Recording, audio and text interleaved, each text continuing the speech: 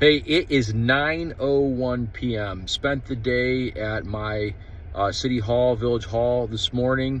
Most of the day. Left Village Hall, I don't know, about 5 o'clock or so. Did some budget work and just kind of lining things up for the year. But left there and drove to a potential client in Summit County and took questions for a good half hour, 45 minutes about why photo enforcement is the way to go for municipalities that are looking to curb excessive speeding and bad behavior on the roadways. One of the questions or one of the objections that was raised by a resident that spoke is that they thought if a individual was speeding in a school zone, for example, that we had recently here in our community, in going 53 miles an hour in a school zone, that an officer should be there to pull them over. Well, that's kind of a romantic notion or idea or concept, given that is what should happen. I 100% agree with that resident. However, the resources just aren't there. There's the resources to have an officer present all the time in that school zone to make sure people aren't speeding, and then to chase them down really potentially only puts more people at risk.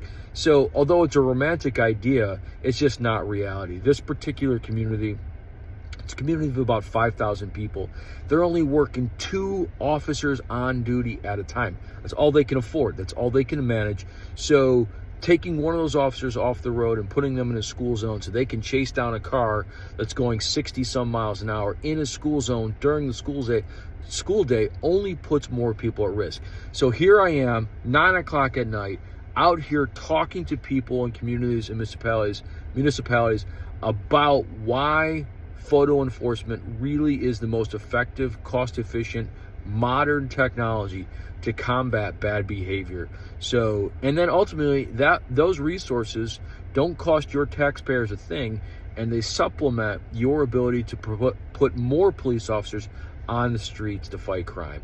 It's just a spiral upward effect for crime fighting and safety in your community. So don't fall prey to the nonsense that you're going to hear and the catch words about from folks that really just don't understand how photo enforcement works because they want to misbehave on the road. Get out there, talk to your council people, and encourage them to reach out to me at Targeting and Solutions. Trevor Elkins. I've used photo enforcement in my community for more than a dozen years now. Completely legal, been found 4 times to be constitutional in Ohio. Look, we have modern technology for a reason, to use it. Let's put it to work for your community.